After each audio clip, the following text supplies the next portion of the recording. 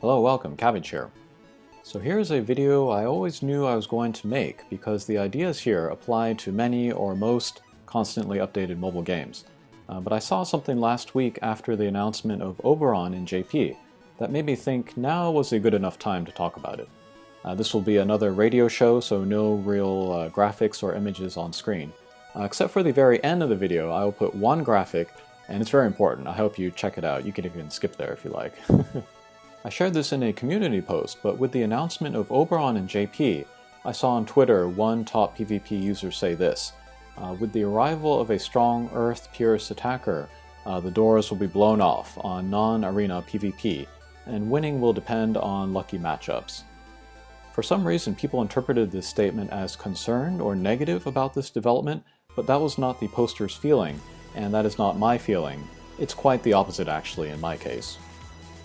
But this got me thinking again about one of the biggest ideas in constantly updated mobile game design, and that is the evolution and broadening and deepening of the gameplay over the course of years.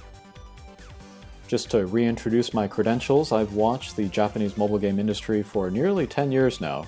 I've played Japanese and global versions, free-to-play and pay-to-play, on over a dozen games, and I watch many more. I follow a couple of YouTube channels that are entirely devoted to mobile games coming out, mobile games running into trouble, and mobile games shutting down. So I'm pretty familiar with how this evolution can go well, or go poorly, or not happen at all. First of all, what is a mobile game's golden time? Golden time is a phrase that Japanese otaku use to refer to the time between midnight and dawn, when more minor niche anime and other programs are broadcast. But I'm going to borrow the phrase to refer to the time period when mobile games are running on all cylinders. It is when game balance is both dynamic and balanced, and when power creep is just sauntering along, not too fast, not too slow. In Monster Strike, I would say this period started around the release of maybe the second wave of Impossibles, and really kicked off with the first wave of Colossals, and then ended around the release of the Kinki Gozetsu quests, and the increase in the pace of limited units released around Tutankhamun Kaiser. That's actually a super long time. I will always say it, but Monster Strike is the standard when it comes to Japanese mobile games. For Final Fantasy Brave Exvius, I am less familiar because I didn't play it as long, but I would call the time between first anniversary and the release of Gilgamesh Kai a golden time. The trials and the 3-star Esper fights and the Chamber of Arms were super fun, and you can bring a great variety of units. It just depended on your imagination and determination to make them work. War of the Visions is not there yet, and so actually I could wait like another 6 months or a year before making this video. But we've already seen gradual changes in War of the Visions, and it has all been to set up the game for Golden Time. You can't start a game in Golden Time. It's not a great idea to rush towards Golden Time. Developers have to work to it slowly. Some games never get there because they don't last that long, and then some games they don't plan on ever getting there, like their focus is on collection or telling a story. But if in War of the Visions we think back to the very early game, like the first month, PvP was played very simply. Jiza was the best because she had higher agility than everyone else. At that point, elements didn't matter, chains didn't matter, attack types didn't matter. But over time, different mechanics got the spotlight. Shadow Lynx and Kiton brought evade to the fore, Whisper brought attack resistances to the fore, Kilfei and Agrius brought barriers to the fore. And then with Yuna and then later Helena Dwayne, mono-element or single-element heavy teams came to the fore. And then now with like Jaden and the Wind Samurai, whose name I forget, we have magic-scaled attacks coming to the fore. If all of those things were just immediately present and then equally important from the launch of the game, it would have been way too much. Players would have been overwhelmed. Besides a slow rollout of new mechanics, they also limited certain things, like how many elements were super viable and how many attack types were super viable. Folks at various times were like, we need a strike meta now, or we need an earth meta now. And I was always like, hold your horses, this is a young game, it's getting there, don't worry. And you may regret asking for that stuff too soon, because what you're really asking for is for power creep to speed up. With War of the Visions, the discussion is more complicated than other games because we have both PvE and PvP, which kind of ask for different things, and then power creep for each moves at different paces. And I'll say here that successful Japanese mobile games with successful PvP scenes are rare. There are various reasons why not. I could make another entire video about just that.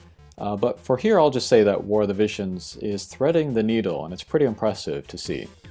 I mean, you have people spending to keep up in PvP, even though there's like basically no rewards for doing it. They're threading the needle. But getting back to Golden Time, games in Golden Time have the dynamic but balanced gameplay. The pace of power creep is fast enough to keep us challenged, but slow enough to not bleed us dry. PvP in War of the Visions has for the most part been pretty balanced. There were some stumbles like Yuna being too powerful and Helena Dwayne being too powerful. They upset the balance a bit, and so the meta stagnated a bit, but it never got to the point where you could say it was bad. I've seen games go bad, and War of the Visions has never been near that. And power creep has been pretty good too, I feel. The EX jobs implementation really worried me at the announcement, and it did turn out to be a jump. But it wasn't a super mega jump, like stuff like didn't double, so that wasn't that bad either. And at the time, I actually did mention if this was a move to speed up the process to get us to Golden Time earlier. I wonder if anyone remembers that. So I mentioned balance and dynamism. For most of the life of War of the Visions so far, the focus has been on balance and not so much on dynamism. Like there was a time in guild battle that whichever guild had more Yunas won, basically. And then there was the time in JP where Mont, Dwayne, Helena dominated Arena. And those were not dynamic times, so those were more boring and they seemed more aimed at whales. But what the Twitter poster is saying is with the arrival of not only a top damage dealer in Earth, but also in Pierce, things are really opening up in PvP. For the first year and a half about, there was a lot of focus on light and dark, slash and magic, which wasn't super dynamic, but that was how it was planned out, so that it could keep kind of things semi-focused so that players wouldn't feel overwhelmed and feel like they had to, build all elements, build all attack type equipment and stuff, and also build to counter all of that stuff. In the early part of the game, you could walk into PvP with a team meant to guard against like slash and or magic and then do pretty well against most teams, and then light and dark were the first elements chosen to focus on because they're special, because they don't really have any clear disadvantage against any other element, so they were and always will be relatively safe elements to build and play. They're good places to start new accounts and new games. But with Final Fantasy VII R and the recent cost 100 units, the game is broadening in terms of what sorts of teams are viable. Lightning now has Cloud and Charlotte, Wind has 2B and Tifa, Fire has Megamont and Classy Glassy. Ice has been strong for a while now. Earth was not competitive because it didn't have what any element needs most to center a team around, which was a top-tier attacker. Now in Oberon it has that. And it's not just elements either. I said before you could go in guarding against slash and magic and be more or less okay, but now there are real strike threats in Tifa and 2B, magic-scaled projectiles in Jaden, EX Kiton and her crazy Drain Force, slash resist breaks over here, defense penetration over there, a smattering of element breaks, and then now Pierce in Oberon. And so with all these attack types coming at you, how do you defend against them in an environment where your opponent selection is random? You don't. This is the Wild West, and this is the golden time for PvP in War of the Visions. Now, my specialty is Arena, where you can choose your opponents, so the way that I play won't be affected too much once we enter Golden Time.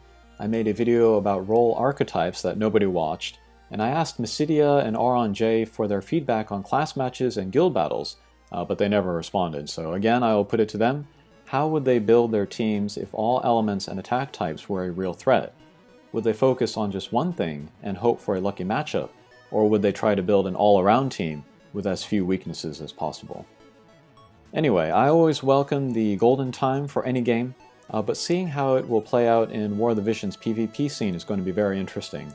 And I think guild battles are going to be the most interesting mode to watch because 1, it will be harder to get points because there will be so much variety in team builds, and 2, because guild battles are so popular in the JP version of War of the Visions, at least.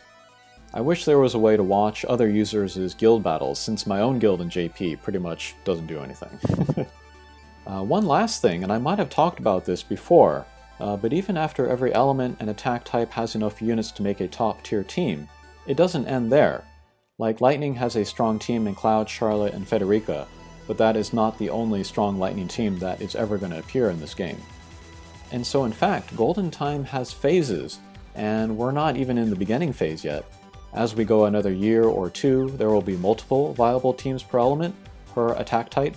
Imagine a high mobility magic team, a bruiser pierce team, a magic scaled strike team, a pierce versus slash team, a mega sustained tank team. Then imagine all of them being top tier. Alright, and then here's the one graphic I will show you in this video, but this outlines a bunch of different deck strategies in Magic the Gathering. War of the Visions can get here. It has the potential. But first, the game has to last that long to get to that point, and players need to be patient to wait for it to happen and then work towards it in the meantime. Users often ask, what are we farming for? We are farming for Golden Time. And this is why I'm so passionate about this game. The potential for something amazing is there. And this is also why I'm so protective of the game. And when I see threats in the form of people or ideas to the livelihood of the game, then I get protective. And it's also why I'm eager to teach folks about it, specifically folks new to mobile games. Alright, I've been called a negative a lot in the last few days, but actually, I'm the most optimistic person playing this game. Thanks for watching, and we'll see you again. Take care.